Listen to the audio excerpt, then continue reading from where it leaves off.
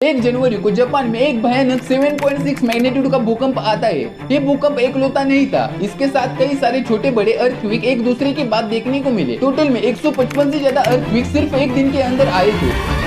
Western Japan, scenes of devastation are emerging after a 7.6 magnitude quake shook the country, killing dozens of people. इसकी वजह से समुद्र में करीब 1 मीटर ऊंची लहरें उठी, जापान के वेस्ट कोस्ट पर जाके लगी। जापान की मेट्रोलॉजिकल एजेंसी ने एक बहुत ही बड़ी सुनामी की वार्निंग दी थी। हालांकि इसको बाद में डाउनग्रेड कर लिया गया था, लेकिन भूकंप से बहुत ही सब्सटेंटिकल डैमेज देखने को मिला। दर्जनों बिल्डिंग्स पूरी तरह से तबाह हो गई, हजारों घरों की बिजली चली गई, कई जगह आग की लपटों में गिर गई और एज ऑफ नाउ 2 जनवरी को 55 लोगों की अभी तक मौत हो चुकी है। 2 बड़े सवाल यहाँ पर उठते हैं। पहला तो ये है कि जापान में इतने सारे अर्थक्वेक और सुनामी क्यों देखने को मिलते हैं, और दूसरा कि जापान इन डिजास्टर से कैसे डील कर पाता है, क्योंकि यही अर्थक्वेक अगर किसी दूसरे देश में आया होता तो शायद हजारों की संख्या में लोग मारे जाते। जापान में डेथ टोल 100 से भी नीचे है एज ऑफ नाउ। कैसे बचा पाता है जापान अपने आप को इन चीजों से, तो आइए समझते हैं इस वीडियो में।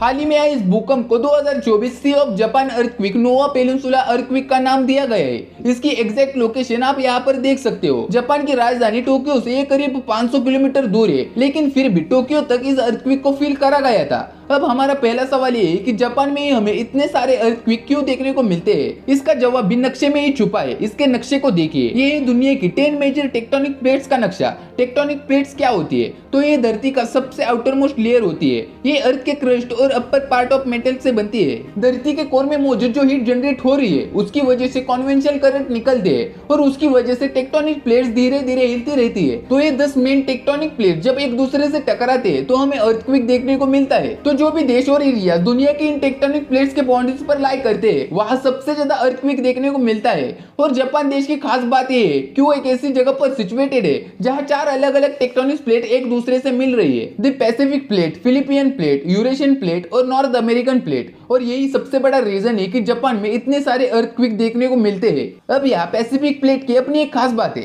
पैसिफिक प्लेट में सबसे ज्यादा टेक्टोनिक एक्टिविटीज देखने को मिलती है और पैसिफिक प्लेट को हम पैसिफिक रिंग ऑफ फायर करके भी बुलाते हैं, क्योंकि दुनिया में सबसे ज्यादा अर्थक्वेक यहाँ देखने को मिलते हैं और साथ ही साथ सबसे ज्यादा वोल्केनोज भी यहाँ देखने को मिलते हैं। लेकिन ये मेन टेक्टोनिक प्लेट्स एक दूसरे से किस तरह से टकराती है, तो उसके बेसिस पर अलग अलग तरीके से बाउंड्रीज बन सकती है, जैसे कि कन्वर्जन बाउंड्रीज, जब एक प्लेट टकराकर दूसरे के नीचे घुस जाती है, या फिर डाइवर्जन बाउंड्रीज, जहां पर दोनों प्लेट्स एक दूसरे से दूर जाती है, या फिर ट्रांसफॉर्म बाउंड्रीज, जहां पैरेलली 2 प्लेट्स एक दूसरे के अगेंस्ट मूव करती है। इनमें से कन्वर्जेंट और ट्रांसफॉर्म वाली बाउंड्रीज में सबसे ज्यादा भयानक अर्थक्वेक आते हैं। और जो पैसिफिक प्लेट है उसकी बाउंड्री एक कन्वर्जेंट है और उसमें भी एक स्पेसिफिक टाइप है, सबजेक्शन जोन। उसमें सबसे ज्यादा पावरफुल अर्थक्वेक देखने को मिलते हैं, क्योंकि इस टाइप के कोलिजन में एक प्लेट जब दूसरे से टकराती है तो वो बिल्कुल ही दूसरे के नीचे घुस जाती है। और ऐसा जब होता है तो समुद्र के अंदर एक गड्ढा सा बन जाता है उन दोनों प्लेट्स के बाउंड्रीज पर, जिसे ट्रेंच भी कहा जाता है। समुद्र के अंदर ट्रेंचेस समुद्र के अक्सर सबसे गहरे हिस्से होते हैं। अपने आसपास के सी बेड से ये 3 से 4 किलोमीटर गहरे हो सकते हैं। धरती का जो डीपेस्ट पॉइंट है समुद्र के अंदर, मारियाना ट्रेंच, वो भी एक ट्रेंच है जो कि 10.9 किलोमीटर नीचे तक जाता है।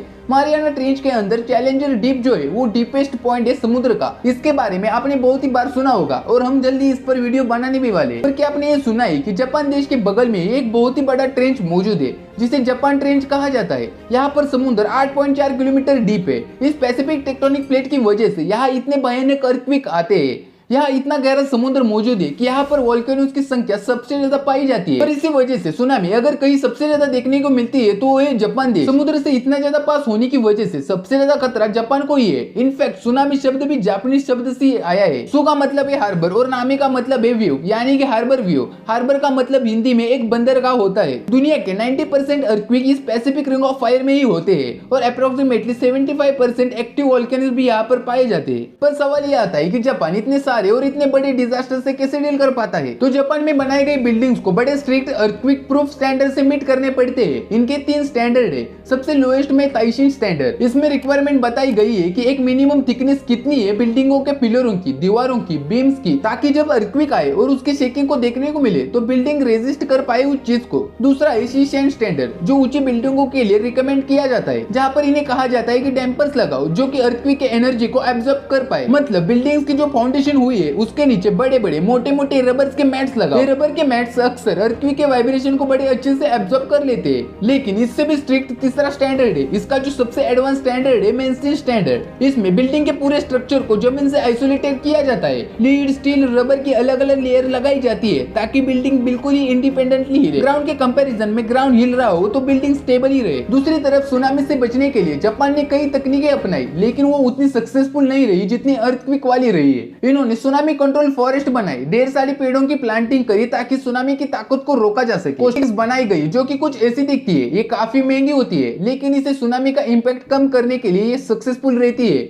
इसके अलावा सुनामी इवैक्यूएशन टावर बनाए गए हैं और फाइनली इन्होंने समुद्र के पास दीवारें बनाई गई है। सी वॉल जापान की 22,000 मील लंबी कोस्ट लाइन है, जिसका 40% हिस्सा सिर्फ इनके कंक्रीट सी वॉल से घिरा हुआ है। लेकिन ये दीवारें अनफॉर्चुनेटली हमेशा काम नहीं करती, जैसे कि 2011 में हुआ था। ये सुनामी जिस अर्थक्वेक से आई थी वो जापान के इतिहास का सबसे पावरफुल अर्थक्वेक था। थैंकफुली इस साल का ये डिजास्टर इतना खतरनाक और जानलेवा नहीं निकला। तो क्या इंडिया में भी ऐसी टेक्नोलॉजी होनी चाहिए? आपकी राय कमेंट करके मुझे जरूर बताना। तो मिलते हैं नेक्स्ट वीडियो में।